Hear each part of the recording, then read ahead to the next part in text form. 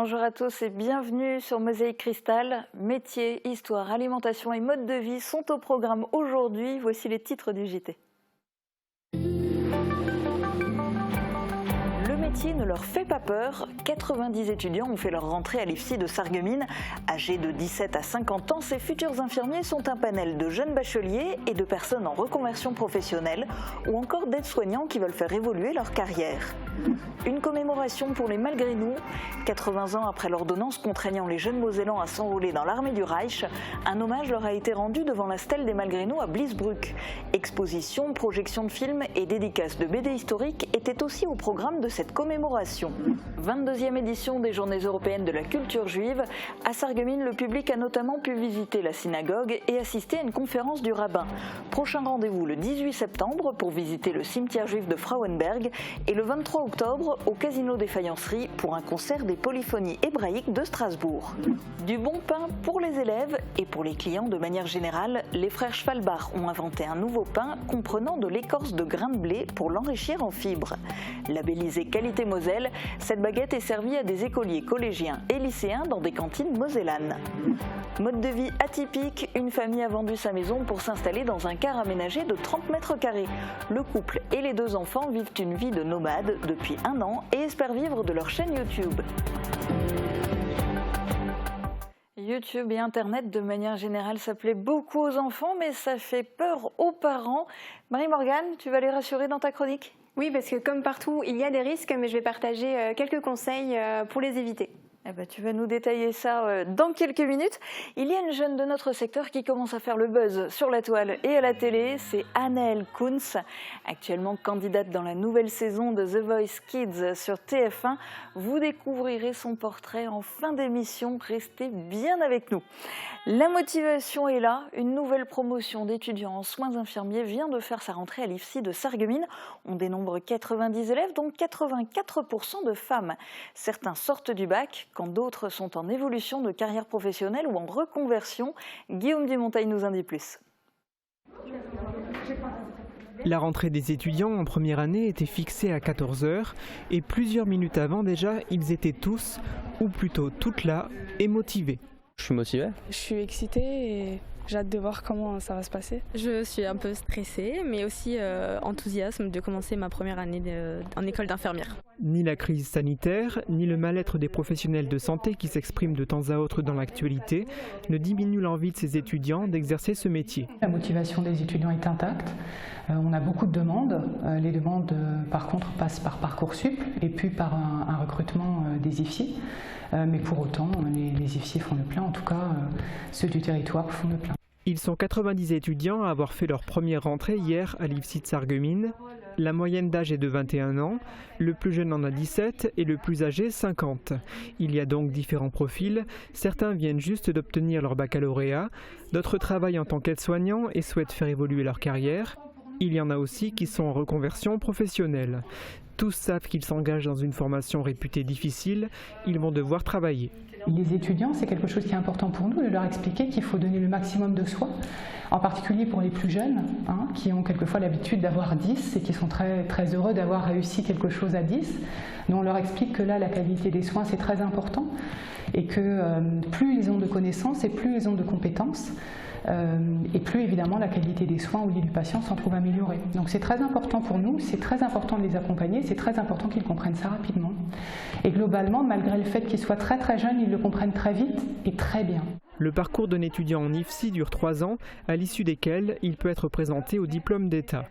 La promotion 2019-2022 était composée de 75 élèves, 50 d'entre eux ont été diplômés en juillet, d'autres devraient l'être également en décembre et en mars, au moment des autres sessions de diplomation.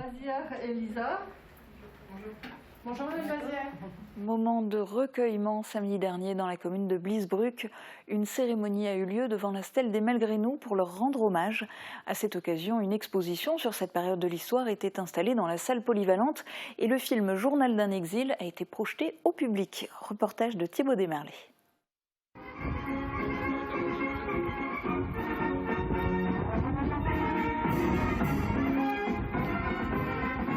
C'était une ambiance solennelle devant la stèle des malgré nous à Bliesbruck.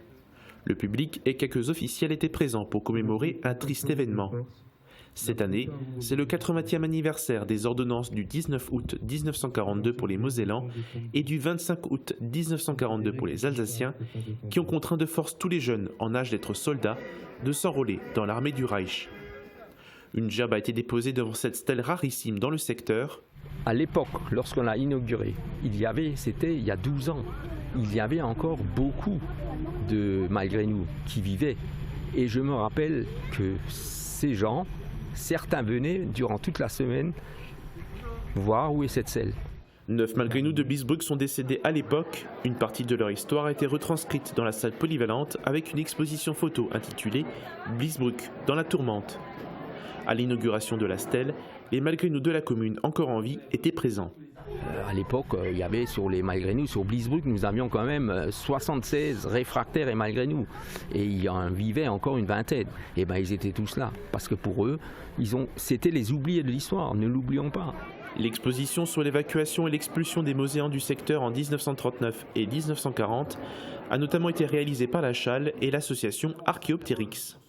La commune de Bliesbruck, de Wölflin et le département de la Moselle ont proposé pour cet événement la diffusion du film Journal d'un exil. Charlie Dame et François Abel, auteurs de la bande dessinée La Moselle déracinée entre 1939 et 1945, étaient présents pour des dédicaces. Vous connaissez sans doute les Journées européennes du patrimoine, mais avez-vous déjà entendu parler des Journées européennes de la culture juive? Une trentaine de pays y participent. L'objectif, proposer des échanges et des rencontres au grand public autour du judaïsme. Dimanche, la communauté juive de Sarreguemines a participé à l'événement. Reportage de David Orès. Déjà la 22e édition pour les Journées européennes de la culture juive. Au-delà d'un événement, c'est aussi une association fédérée à l'échelle nationale. Dimanche, c'était la première étape de ces journées. À Sarreguemines, le public a pu découvrir les traces de la culture juive à travers un circuit guidé en ville. Conduit par Sylvia Kahn, vice-présidente de la section Lorraine de l'association, le groupe s'est ensuite rendu à la synagogue pour assister à une conférence du rabbin Ariel Wertenschlag. Vous le savez, le judaïsme est issu finalement de la Torah, que d'autres appellent l'Ancien Testament. L'objectif de cette rencontre, montrer ce qu'est le judaïsme à travers son histoire. Cette année, le thème de ces journées est le renouveau. Le rabbin est revenu sur la création de l'État d'Israël, un renouveau pour sa population et la langue hébraïque. À Sarreguemines, la communauté juive est toujours active et compte une 50aine de familles. Prochain rendez-vous à Frauenberg le dimanche 19 septembre, à la découverte du cimetière israélite.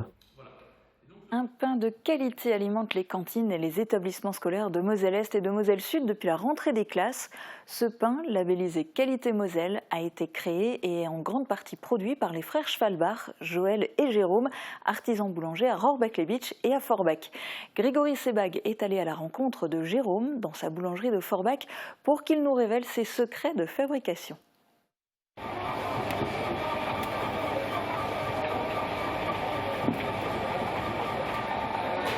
Bien manger pour bien travailler à l'école. Et si l'alimentation commence par le pain, les écoliers, collégiens ou lycéens de Moselle-Est n'auront pas n'importe quoi à se mettre sous la dent. Un pain dont la recette a été élaborée par Jérôme Schwalbach, meilleur ouvrier de France en 2015, et labellisé Qualité Moselle. La baguette Qualité Moselle, c'est moi qui ai mis la recette au point. C'est une recette très simple, hein, c'est de la farine normale, mais avec l'écorce du grain de blé. C'est-à-dire que l'écorce du grain de blé, elle est supprimée à la mouture au moulin. Et on va incorporer 2-3% de fibres, donc d'écorce de grain de blé, dans la pâte pour l'enrichir en fibres. En fait. Cette partie qui a été supprimée, séparée à la mouture, au moulin, avant on l'a donnée aux bêtes. Et puis maintenant, avec mon moulin, il me prépare des sacs de ces fibres, d'écorce de grain de blé.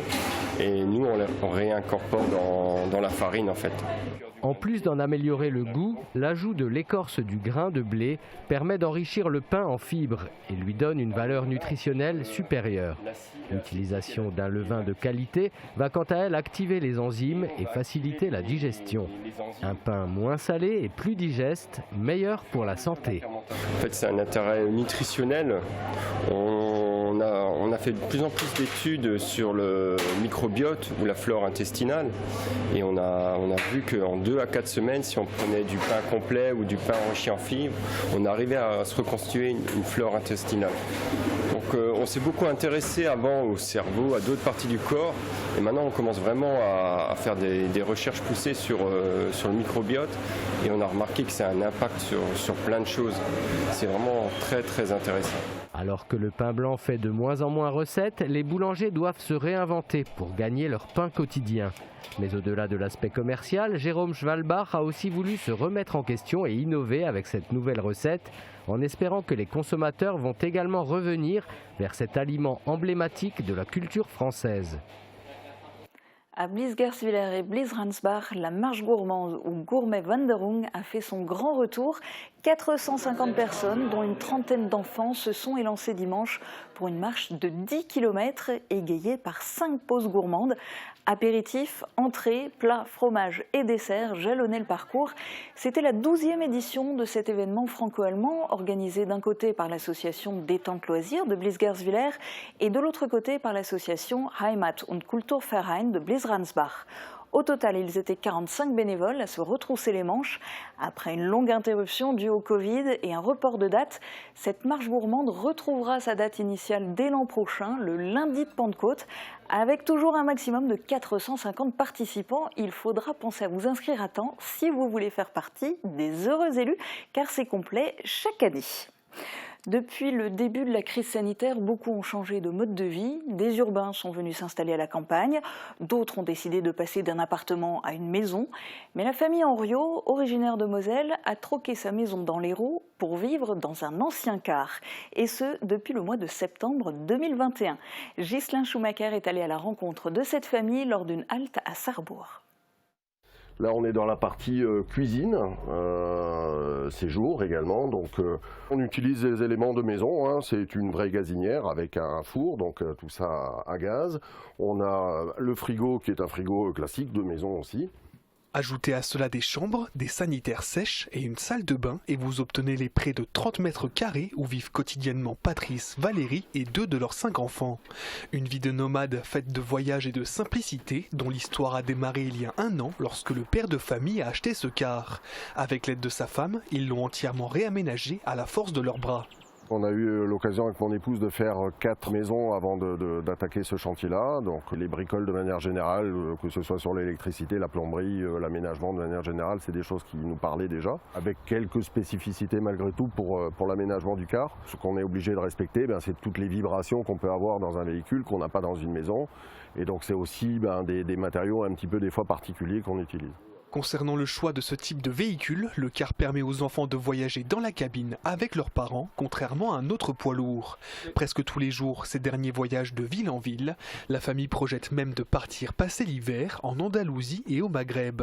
Il est donc impossible pour Sohan et Alizé de suivre une scolarité classique, ce qui oblige leurs parents à jouer les professeurs plusieurs heures par jour.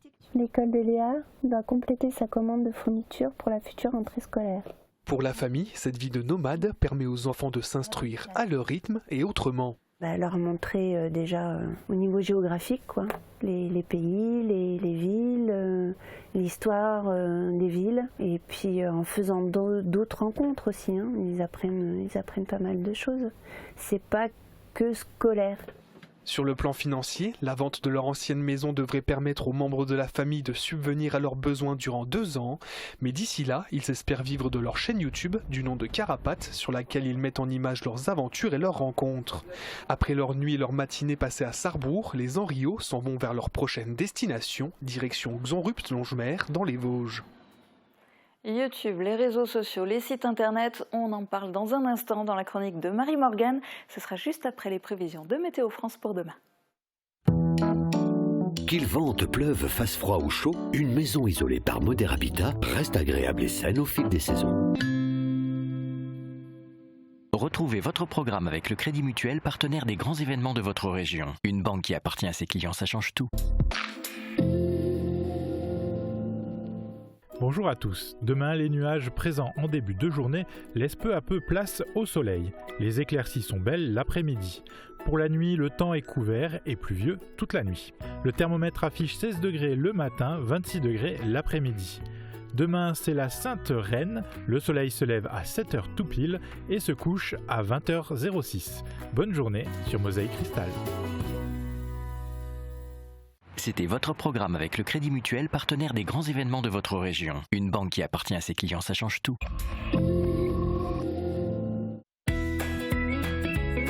La saison culturelle de Sarreguemines vous invite à la rencontre de vos émotions dès le 28 septembre prochain. Au programme, 19 spectacles, de la danse, de la musique, de l'humour et du théâtre en compagnie d'artistes de renom. Infos et réservations sur www.sarreguemines.fr. Ouverture de la billetterie à partir du mardi 13 septembre à 10h en ligne, par courrier ou sur place en mairie lors des 2 journées de lancement ainsi qu'à l'Office de tourisme. Découvrez les formations variées du CFA BTP de Montigny-les-Metz. Les métiers du bois, du génie climatique, sanitaire et thermique, les travaux publics et le gros œuvre, les aménagements et finitions, les métiers du métal. Le CFA BTP, c'est aussi un équipement sportif exceptionnel et un internat tout confort. Pour plus d'informations, visitez notre site web. Grâce à mes appareils auditifs connectés, plus rien ne m'échappe à la télé. Les aides auditives nouvelle génération se connectent à différents accessoires. Et je ne louperai plus aucun appel de mes petits-enfants. Allô mamie? Comment ça va? Arthur, ouais, je suis trop contente de t'entendre. Avec la connexion Bluetooth, vous pouvez recevoir directement vos appels téléphoniques dans vos appareils auditifs pour une conversation plus claire.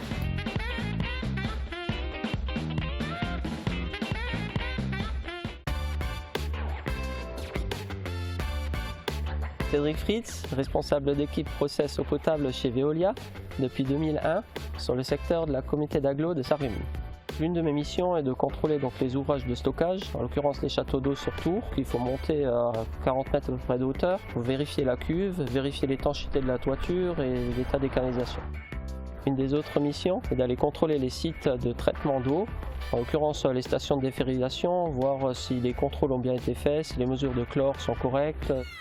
Donc l'eau qui sort du forage, donc qui est très chargée en fer, va être traitée à cet endroit-là. On peut voir les différentes cuves qui servent au traitement. D'abord une tour d'oxydation qui sert à oxyder le fer qui se trouve dans l'eau, et après 2 filtres à sable qui servent à piéger ce fer-là.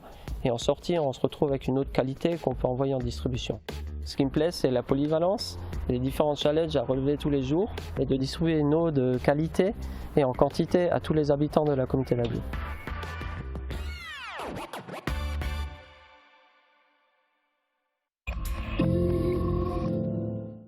Quand les enfants commencent à être présents sur Internet, sur les réseaux sociaux, mieux vaut les sensibiliser.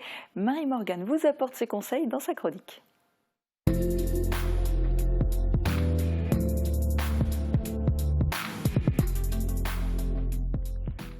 Et donc Marie-Morgane, aujourd'hui tu t'adresses aux parents dont les enfants utilisent déjà Internet, ça fait peur ça.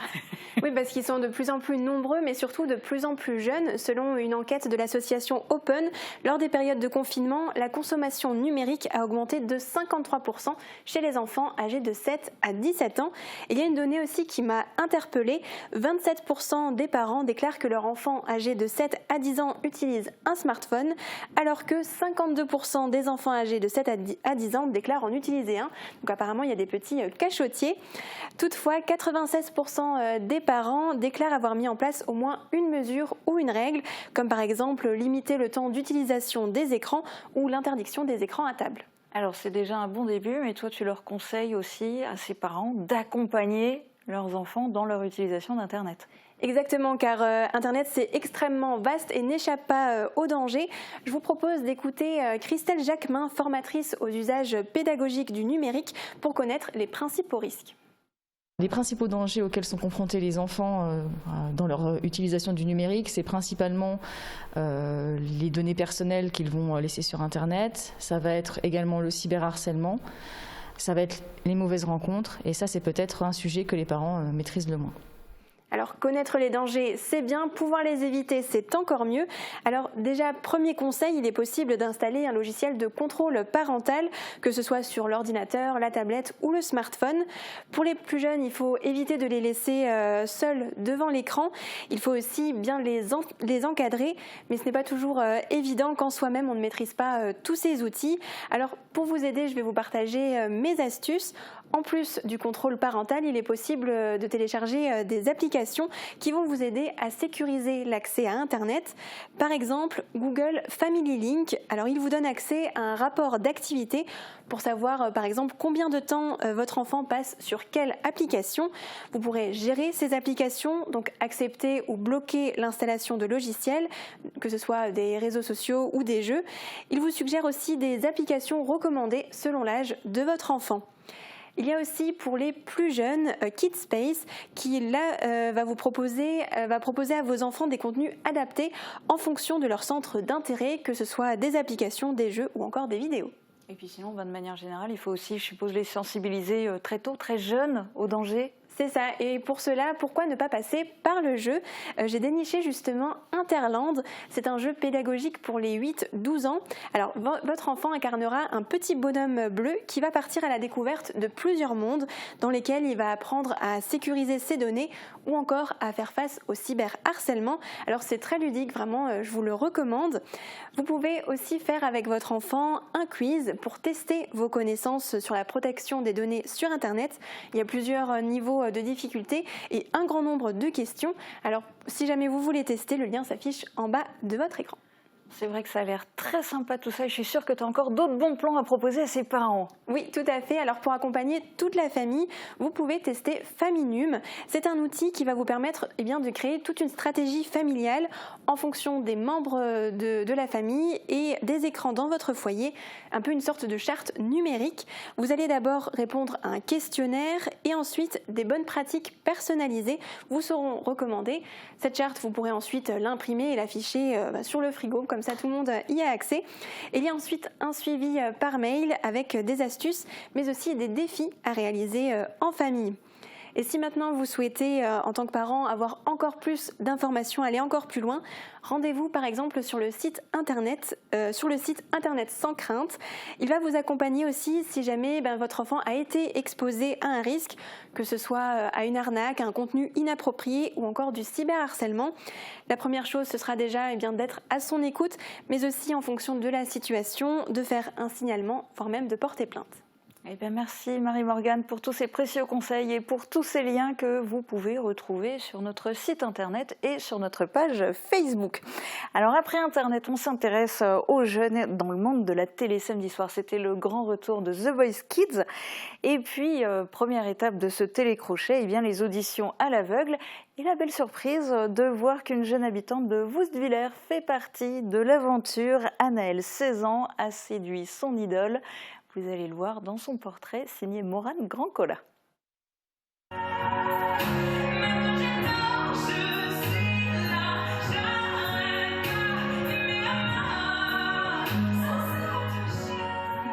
Que d'émotion de revoir ces images. Anaëlle, 16 ans, a participé à la 8e édition de la célèbre émission The Voice Kids, diffusée sur TF1. J'avais envie de montrer au monde ma passion et avoir plus de visibilité sur ce que je fais depuis des années. J'avais un énorme trac et au fur et à mesure de la musique, c'est passé. Et à la fin, je m'éclatais vraiment, j'étais super heureuse de le faire et je pense que c'est pour ça qu'elle se retourne à la fin parce que mes notes, je les ressentais plus qu'au début. C'est en octobre 2021 qu'elle apprend sa participation au concours. Ses parents lui font la surprise et filment sa réaction. Anaëlle, stop. Tu sais que t'es prise à The Voice ? Oui, pour de vrai. Pour de vrai. C'est cool. Ils m'ont appelé aujourd'hui. Chanteuse depuis son plus jeune âge, ce n'est qu'en 2019 qu'elle se met sérieusement à la musique. D'abord le piano, avant de rejoindre les rangs de Marina D'Amico. Je suis élève de Marina D'Amico depuis maintenant 3 ans. Juste après le concours, je me suis dit ce serait bien de tenter. Et une fois que je suis entrée dans son école, ça a été comme une vraie famille et depuis je ne l'ai pas quittée. Anaëlle Kunz n'est pas une inconnue sur notre secteur. En 2019, elle participe au concours Jeunes Talents du Lions Club, où elle remporte le premier prix de chant en catégorie 11-15 ans.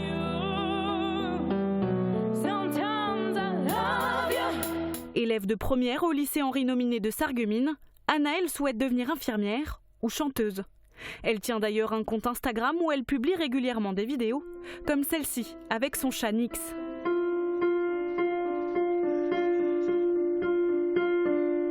Fan de Lady Gaga ou encore de la chanteuse Adele, Anaëlle nous offre un petit live avant de découvrir sa prochaine performance lors des battles de The Voice Kids.